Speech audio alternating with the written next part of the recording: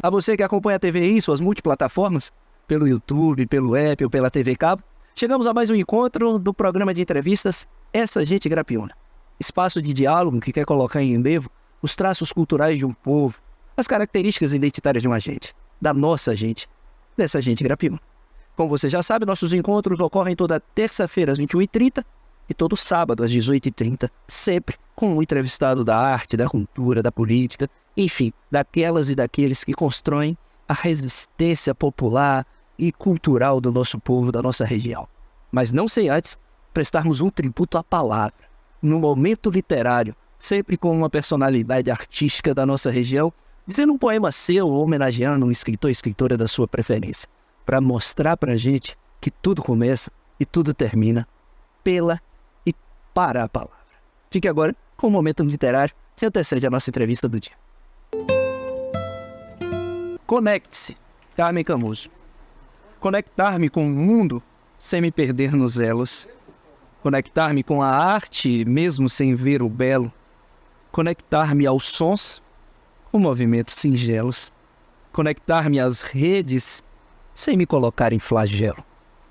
Conectar-me ao meu ser e desconstruir meu castelo. Para a conversa de hoje, eu estou recebendo um intelectual de grande envergadura que está lançando o seu mais novo livro. Um livro que toca em temas sensíveis e estratégicos para falar de um modelo de sociedade. O nome dele é Fernando Oliveira, professor no Departamento de Letras e Artes da UESC, economista, mestre em economia e doutor em comunicação e semiótica pela PUC. Ou seja, tem uma trajetória consolidada na academia, mas sem tirar o pé da cultura popular. É alguém que sorve das manifestações artísticas lá em Itacaré, na capital baiana, aqui em Itabuna e na região Itabuna e Ilhéus, enfim. É alguém que vai falar por si, porque ao recebê-lo eu vou disparar aquela pergunta que é a que começa as nossas conversas. Então, agradecendo, Fernando, a sua presença, eu queria perguntar, quem é Fernando Oliveira? Ele por ele. Eu quero saudar os espectadores, telespectadores, enfim, todos os participantes, ouvintes da TVI e do seu programa, Essa Gente Grapiúna, e dizer a você, Rafael, que é uma pergunta muito difícil, lhe agradecer pelo convite, estar aqui, e dizer que é uma pergunta muito difícil para mim, dizer que eu por mim, acho que é muito difícil de falar da gente, né? Mas talvez seja a pergunta mais difícil. Mas eu fiz uma música, eu acho que a gente fala pela gente, pelos poemas e pelas músicas também, né? E por aquilo que lemos, pelos autores que abraçamos e trazemos para as nossas vidas, nossas estantes. E eu nasci em Itacaré, fui criado em Itacaré. Meu pai é um promotor, o primeiro promotor de Itacaré, Dr. José, e ele era galego, da Galícia, da província de Pontevedra, onde a família tem até museu. Não conheço ainda Pontevedra, ainda me devo ir à Espanha. Minha avó turca, libanesa, lourisca. Minha mãe, baiana de Itacaré, filha de português com índio. Você é cosmopolita na essência, né? E aí eu nasci em Itacaré, fui menino pobre, depois que eles se separam, cresci com meu avô, pescador, seu Poim, que criou minha mãe, me criou. E que pegou uma mulher, assim, teve uma mulher maravilhosa, que é minha avó, que ele pegou num bordel, ela recém-chegada, um bordel de Valência, quando o barco que ele transportava cacau de Salvador para Itacaré, aportou em Valência, ele se apaixonou pela mulher, veio embora, depois disse, vou mandar buscar aquela mulher para mim. Em tempos de renascer, que nós vimos essa situação, né, com os inocentes Maria Santa. Então, estamos vendo essa história de inspiração real. Verdade. Típica história de renascer. Uma típica história grapiúna da nossa região, né? Verdade. E ele era fantástico. Ele só sabia se dar um nome, mas ele tinha o conhecimento de mundo. Olhava o tempo, sabia se ia chover amanhã, a lua, estudava o peixe que estaria naquela água, que tipo de pescaria que ele iria fazer, e criou a família assim, toda nessa base. Então, e de uma alegria fantástica. Mas eu cresci aí e fui vendedor de siri e de cocada, ajudava a pescar pra gente botar o peixe em casa e vendia cocada, e quando eu ia sozinho eu pegava o siri e vendia também o siri. E vendia para um quase coronel do cacau, o seu Beto Thanos. Não sei se você já ouviu falar dessa pessoa, muito interessante. Mas eu tô me lembrando aqui de Leonardo Boff. Sabe por quê? Ouvindo você falar, porque o nosso telespectador, quando eu apresentei, né, doutor em comunicações semiótica, mestre em economia, graduações, pós-graduações, um livro dessa envergadura e dessa monta. Mas Leonardo Boff me sussurrou uma coisa que ele já dizia, já era clássico, mas recentemente eu tive com ele lá no Shopping Pátio Higienópolis em São Paulo para o lançamento de um livro dele. Eu dei um presente a ele, ele me devolveu, dizendo assim: lembra que eu disse uma vez, e reverbera no mundo, a cabeça pensa e onde o pé pisa. Olha que interessante. Eu estou ouvindo de você, o chão que pavimentou a sua trajetória até você se tornar esse intelectual que você é, respeitado, academicamente reconhecido, mas falando de memória, de ancestrais, da formação da sua vida, que é mais importante para alinhavar a identidade de um sujeito. Nossa, que coisa. Isso é maravilhoso. E para mim, essa fase da minha vida, nesta fase da minha vida está toda a poesia. Toda a poesia. Quando eu me lembro que eu, garoto, morando em Salvador, já fazendo graduação, dizia para os meus amigos: ó, sem poesia não dá. Sem poesia não dá, porque tinha que ter poesia, o romance tinha que ter poesia, a noite tinha que ter poesia, o violão sempre debaixo do braço, né? Aprendi a tocar violão aos 14 anos, porque eu me apaixonei quando eu vi Vinícius de Moraes cantando aquelas coisas. Então voltou até trazendo violão para a nossa conversa. Mas então eu estava, se você me perguntou, e Fernando por Fernando, eu ia dizer assim, então eu fiz uma música daquela época, de menino vendedor pobre de siri de cocada, que me marcou também. Uma vez eu chegando, já terminando o meu mestrado, chegando em Salvador, ainda não tinha carro, a estrada de Itacaré, se chegava em Itacaré, povo, Ubaitaba, e eu e minha mãe caminhávamos assim, enquanto o ônibus não saía, pela feira de Ubaitaba. Quando alguém, tipo 5h30 da manhã, 6 horas da manhã, a feira começando, alguém gritou assim: meu vendedor de siri! Coisa esquisita, eu virei, era o fazendeiro que comprava siri na minha mão em Itacaré quando eu era criança. Reconheci. E veio me dar um abraço, aí eu falei para ele que estava fazendo mestrado e que estava trabalhando em Brasília, no Banco do Brasil, na consultoria técnica, nessa fase. Mas a música é essa. Então, assim, eu fiz uma musiquinha muito simples, ela tem uma base capoeira do violão, que é: me mandaram trazer esse doce, me mandaram trazer esse doce, esse doce, esse doce, esse doce, esse doce, esse doce, esse doce. Um segredo guardar esse doce, um segredo guardado esse doce se azedo, esse doce se amargo, esse doce. Esse é doce, esse azedo, esse doce, esse amargo, esse doce, esse azedo, esse doce de maçã, esse doce de avelã, esse docinho de manga, essa pitangaga doce. Me mandaram trazer esse doce, me mandaram trazer esse doce. Olha o doce de cocada, olha o doce de cocada, olha o doce de cocada, olha a cocada doce. E aí entra na página do livro, de dadaísmo. Poxa, que dessa ludicidade do dadaísmo que eu gosto muito quando eu descobri. E você que é aluno de Fernando já conhece toda essa desenvoltura e reverência, mas agora, pelas ondas da internet, no YouTube e pela TVI, né, através da TV Cabo, você que é telespectador, que só conhece a dimensão intelectual, diretor de departamento, tá vendo que ele tem os pés fincados na cultura popular, cantando e encantando pra gente. Recentemente você, no lançamento do livro da nossa querida amiga Leila Oliveira, trouxe uma crônica escrita por você, que vai estar numa coletânea, né, já recentemente lançada. Então, você contou a história sobre a coleta de donativos para a igreja, e isso muito falando da sua infância. Dá para fazer uma síntese pra gente? Paz, eu gosto muito do gênero crônica, né? Eu acho o gênero crônica, o gênero literário, né, da crônica, ele é fascinante, porque ele permite você não ter compromisso. Ele tem uma liberdade, né, fantástica, porque é prosaico, né? Tem a prosa, e nesse sentido, o prosélico, né?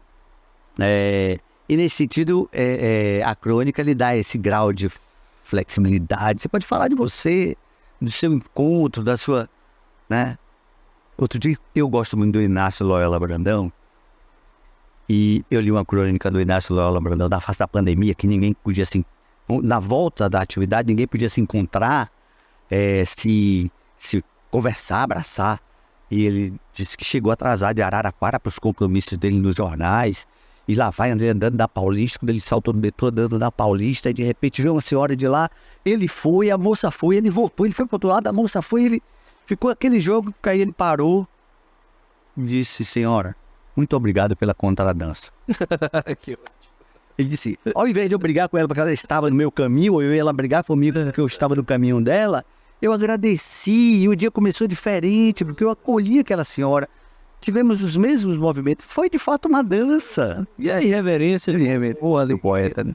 Então, eu escrevi a Bolsa do Santíssimo para a revista do Museu de São Miguel, que vai ser lançada, onde eu faço um prefácio, tem artigos de pessoas maravilhosas, a professora Valdinéia, o professor Rafael, né, com pesquisas sobre quilombolas e sobre os povos indígenas que habitaram a região. Eu faço o prefácio e faço uma crônica. A Bolsa do Santíssimo é uma tradição de Itacaré, de se recolher os donativos após a missa de domingo. Geralmente alguém aceito pelo padre. Eu conto a história do padre Edgar comigo, a relação dele comigo. E o padre Edgar é uma figura emblemática da nossa região, que ele apoiou muitos estudantes, né, que não tinham condições de ir para a faculdade, inclusive para fazer direito da UESC, o caso do doutor Edgar, que se tornou prefeito na cidade, Roberto Setúbal também, e outros tantos, né, que Roberto Setúbal carregou a Bolsa do Santíssimo, que foi prefeito de Itacaré, uma figura maravilhosa. Então, eu também tive a felicidade, o seu José Walter, que é empreendedor lá, fazendeiro, empreendedor Itacaré, que todos conhecem, e eu tive a felicidade de levar a Bolsa do Santíssimo. E a Bolsa do Santíssimo é alegoricamente um guarda-chuva preto, uma criança vestida de uma combatida vermelha e branca, como se estivesse no altar, carregando o coroinha, carregando uma bolsa cheia de felpos de veludo e tal, com uma hóstia consagrada, saindo do cálice, devidamente decorada por Dona Bela, que é uma figura, uma matriarca da nossa comunidade, uma das matriarcas, só que ela é uma artesã maravilhosa. Faz os presépios, faz as roupas dos anjos, é uma coisa lindíssima. Dona Bela, aos seus 93 anos de idade, 92 anos de idade, se não me engano, ou 90 anos de idade, Dona Bela, me desculpe se eu não acertar. E aí eu conto essa história da Bolsa do Santíssimo, a conversa com o padre Edgar, que era uma figura que só vivia de batina preta, numa mesa, num retângulo que caberiam facilmente 6 pessoas. Ele ficava numa mesa cheia de coisas, de restos de coisa, de tinta, e só sobrava um espacinho para ele. E ele comia e ali acertava as cores. E eu trazia aquilo ali, aquele donativo, e dizia: seu Fernando, esse povo tá muito pão duro, esse povo não quer meter a mão no bolso, não vai na igreja, não quer contribuir, como é que a gente pode fazer as coisas da comunidade? E aí aquela coisa toda, padre, mas tá aqui. Aí ia juntar o dinheirinho, contar moeda por moeda, 50 centavos, R$1, 25 centavos, até juros, tomar tudo, ele: vou lhe dar aqui 10%. E eu: não precisa.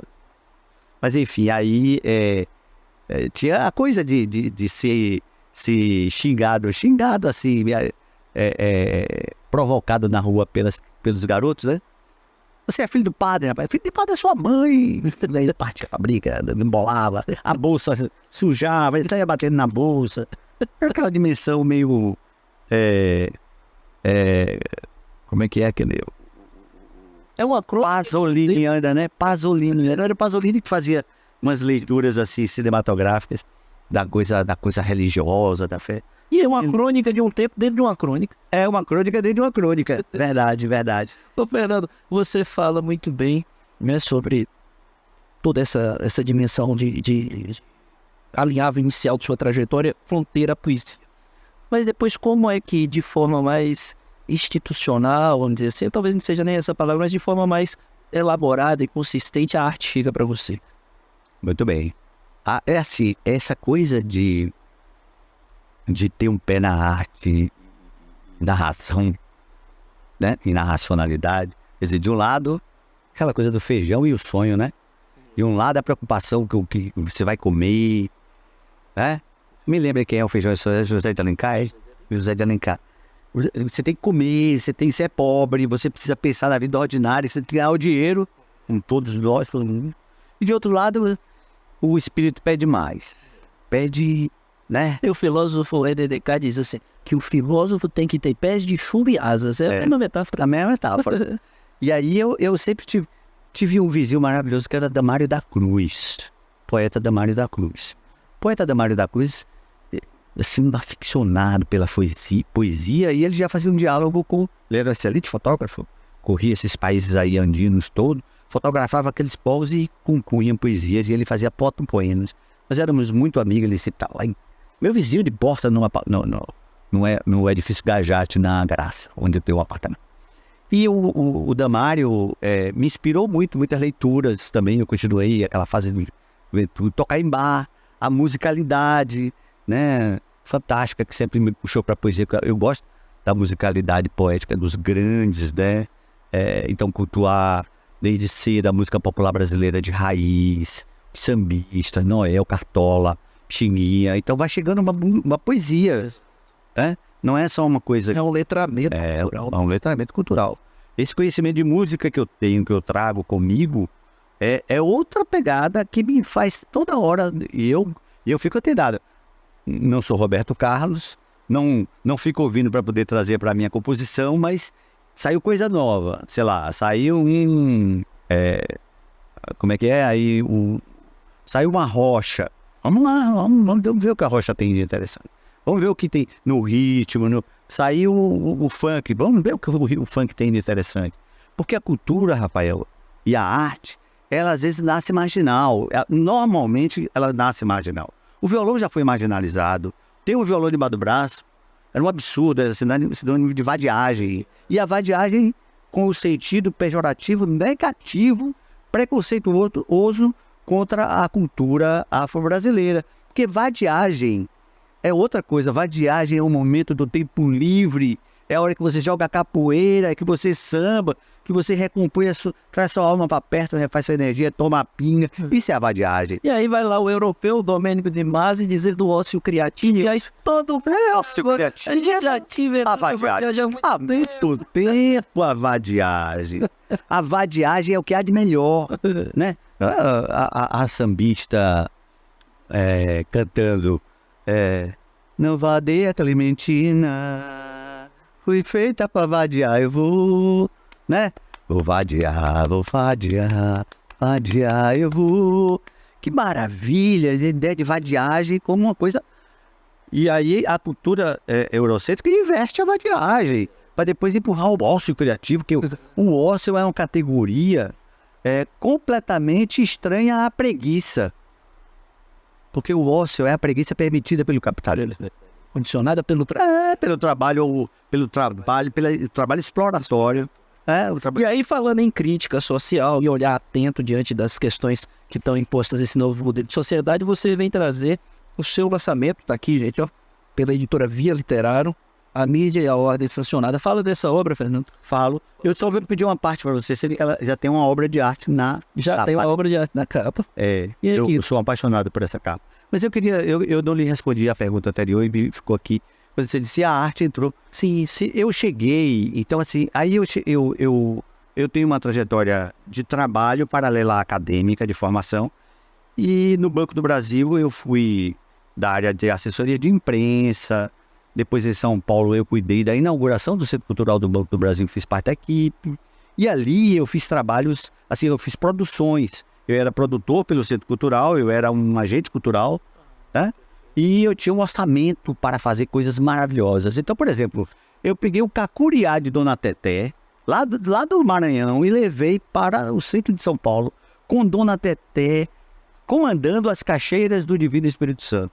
No dia de Dona Teté dançar, começar a abrir as oficinas do Cacuriá, mandou me chamar, eu estava lá, esperando ansiosamente, ela já é uma senhora de seus 80 anos. e lindas caixeiras de vidro do Espírito Santo, facilmente na internet todo mundo pode ver isso. E aí ela disse, seu Fernando, quero falar com o senhor, tem um negócio que está errado. O que é, pelo amor de Deus? Nós não vamos tocar aqui no Centro Cultural, não. Mas o que foi que aconteceu, dona Teté? Como é que a gente vai tocar sem pinga? Eita. Eu disse, dona Teté, mas eu não posso dar pinga para vocês aqui. Mas, meu filho, não existe isso. Sem pinga não tem samba. Aí Eu gostei de você. rapaz, aí eu disse, dona Teté, vamos fazer o seguinte, eu vou fazer uma coisa que pode até me fazer perder o emprego. Então a senhora vai. Eu vou sair aqui no centro de São Paulo, atrás de um boteco aberto, sábado à tarde, para achar uma pinga para a senhora. Rapaz, eu fiz isso. Aí eu saí caminhando ali no centro, Álvares Pleiteado, com a rua daqui, onde fica do Banco do Brasil, desse sentido São Bento. Sim. E tinha um botequinho assim, daqueles que só dá bêbado de fim de tarde, de sábado. Sabe? Falei, aqui, entrei. Aí veio o senhor e disse, aquela pinga boa que o senhor guarda pro senhor aí, o senhor deve ter. Se o senhor tiver, eu tô precisando comprar 1 litro. E falou, me olhou assim, mas e o que aconteceu? Deu uma mulher, falei, vamos ver uma rocha, uma rosinha, uma branquinha.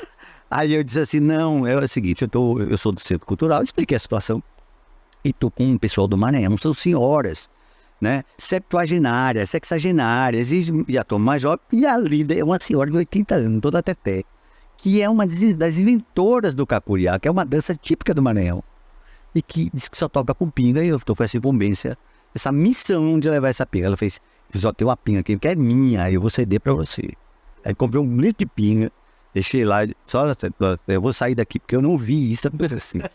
Saí, e quando eu voltei, Rafael, rapaz, tinham bebido toda. E fizeram uma coisa maravilhosa. Então, o samba é isso, né? História boa. É, rapaz. Aí fiz as rodas de leituras. Nós conversávamos em off sobre as rodas de leitura. Como era a metodologia e quem foram esses grandes nomes? Ah, grandes nomes. Olha, o Luiz Guzmán, escritor argentino, chileno. Lídia Fagundes Telles, eu tive o prazer de conhecer pessoalmente o Lígia Fagundes Telles. Carlos Heitor Coni foi falar sobre o livro que ele escreveu, o livro de crônicas e tudo, né, onde ele escreve sobre o pai dele, ele perdeu o pai naquele período. E você agora já pensou que você é um convidado à altura A altura. do seu novo livro e com toda a sua produção? Então, esse livro aí eu venho...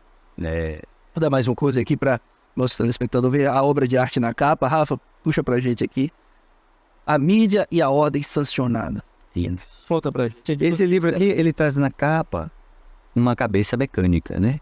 É uma cabeça dadaísta, criada pelo líder dadaísta alemão Raul Hausmann. O dadaísmo é um movimento de vanguarda artística que faz a crítica do capitalismo, né? Quando o capitalismo começa a produzir a serialização dos objetos, destrói com o artesanato. E aí eles vão dizer assim, olha, tudo agora virou arte, nada é arte, né? Criticando que o capitalismo, né, fazia isso. E aí, o Raul Hausmann, ele faz essa cabeça mecânica, que é a cabeça de um homem conectado, né, com as mídias pelo rádio, né? Que era a mídia da época. Ontem, as grandes revistas deram a notícia de que a Neuralink do Elon Musk conseguiu fazer com que um cérebro humano, com chip implantado, movesse pela força do pensamento um mouse. Mas Eu acho que guarda total relação com a mensagem que você quer contar, né? Dessa coisa de conexão, dessa coisa de trazer uma lógica de controle, uma lógica de condicionamento. E aí o livro vai desenrolar em cima disso. E de controle e de... quem controla quem? Será que é a mente que controla o objeto que se moveu ou é o sistema, né? Que o algoritmo que está controlando a mente do sujeito? Perfeito. Esse é o questionamento. Porque quando a gente imaginou assim, olha, a gente via, né? A gente assiste a TV. Peraí, é você que assiste a TV ou é a TV que ele assiste? Né? Você fica ali, ó. E as mensagens, a intencionalidade, né? Tá tudo aí. O livro fala dessas coisas, do poder de fixação das crenças pela mídia, A mídia, ela tem ela é um mecanismo, né? O mecanismo da mídia, ele é ritualístico, sistemático e persistente. Como tudo que tem essa configuração ritual, ele faz uso de inúmeras linguagens, do portfólio de linguagens humanas, dança, música, teatro, as linguagens do capitalismo cognitivo, estético, que a gente tem aí, todas as infolinguagens, né? Criptografadas. E agora a explosão vem com a inteligência artificial, que pode fazer qualquer coisa. Pode fazer o filme, pode fazer sem precisar de ator, sem precisar de... né? Pode botar animais numa tela, brincando e desenvolver uma narrativa do filme e não ter nenhum animal ali, só a concorrência mais próxima da criatividade humana, né? Que limites estarão postos aí? Enfim, você encontra essas e outras discussões aqui na Mídia, a Ordem Sancionada, editora Via Literário, de autoria de Fernando Oliveira. Fernando, vamos ver algumas fotos?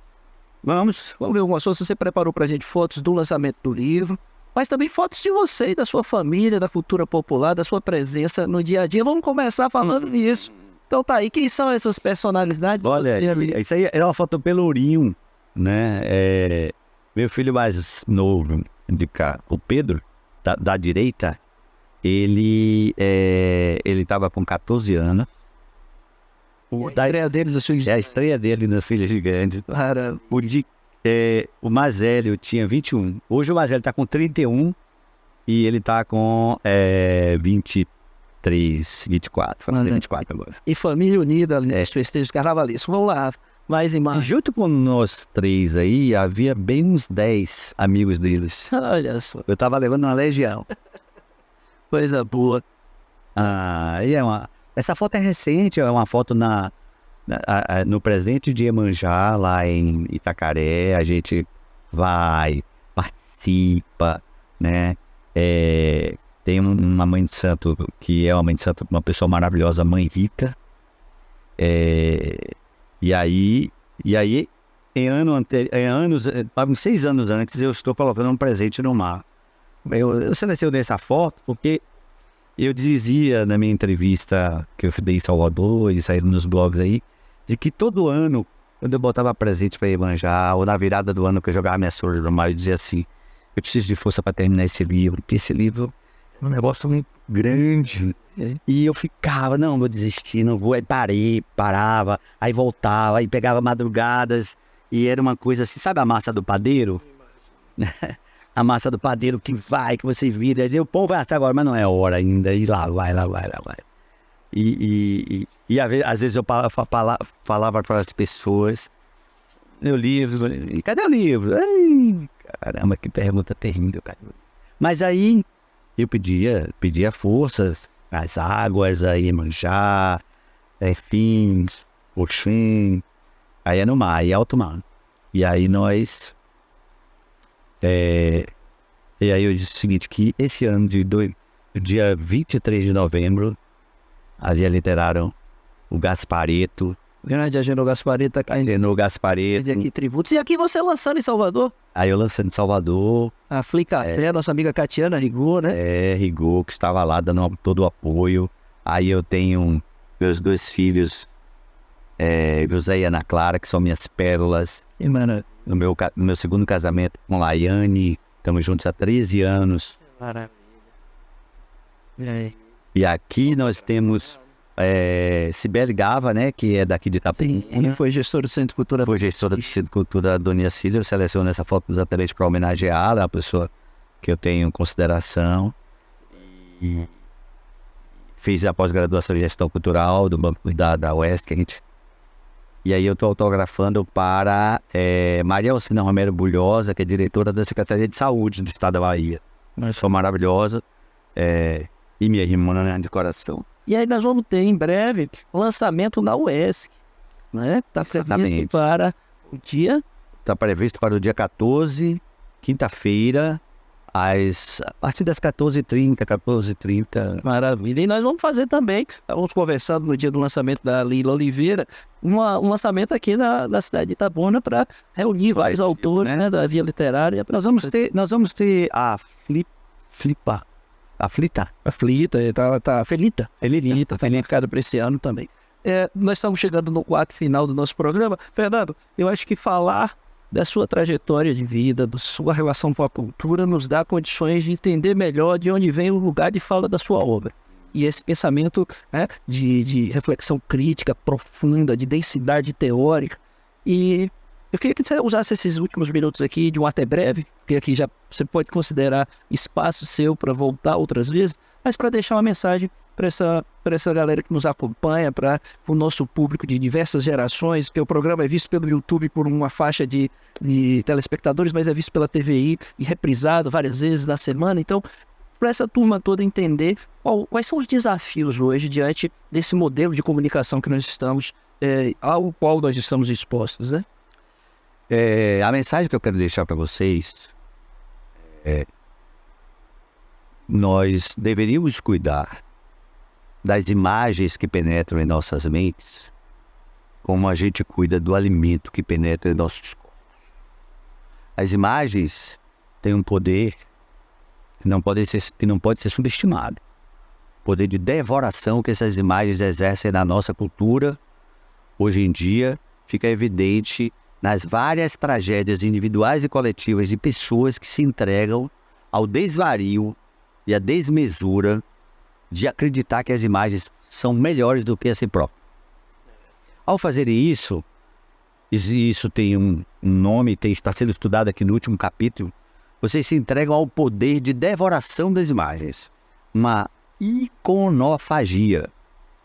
Se a antropofagia é o fenômeno demarcado pelo movimento da poesia de 22, pelos modernistas de 22, né? Mostrando como a antropofagia era a base da nossa cultura ancestral dos povos originários, não só dos tupinambás, muitos aimorés, enfim.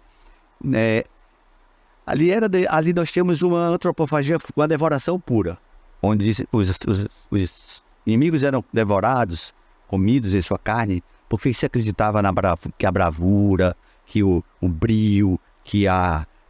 né, penetraria na alma daquele que comesse. Já no caso da iconofagia, pelas imagens, nós temos 3 etapas de devoração das imagens. Imagem devorando imagem, seres humanos devorando imagem devorando seres humanos. Quando a imagem ela surge, e veja, a imagem tem que ser estudada. A gente deixa nossos filhos para a gente poder ter tempo livre na frente da televisão, recebendo uma carga pesada de imagens do consumo, imagens consumistas, que por sua vez fazem com que essas crianças fiquem enlouquecidas, completamente descontroladas no seu consumo, e os pais não dão conta, porque não cuidam das imagens, não cuidam de uma educação das imagens. A gente não é preparado para ser educado para as mídias. Então, hoje nós temos jovens que não querem sair de casa, que preferem a sua imagem no filtro do Instagram, que é muito mais bonita. E ali ele é cobiçado por pessoas que no dia a dia não seria. Eu vi isso de uma jovem. Uma jovem muito linda prefere ficar em casa, porque ali com a aplicação dos filtros, ela fica muito mais linda e ela é cobiçada por pessoas que ela não seria diretamente. Olha que loucura. Gente... E diante desses desafios que aqui foram postos e dessa trajetória de coerência e de diálogo dos saberes populares com os saberes acadêmicos, é que nós encerramos essa conversa de hoje com Fernando Oliveira.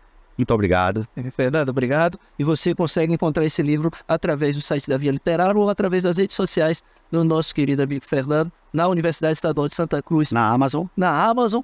E aí agora fica mais fácil você, nesse repertório todo, desse portfólio todo, acessar a mídia, a ordem sancionada e se aproximar, né, desse intelectual que tem muito a oferecer em termos de pensamento e de coerência entre o que diz e o que vive. Esse foi o Essa Gente Grapiúna, feito especialmente para você.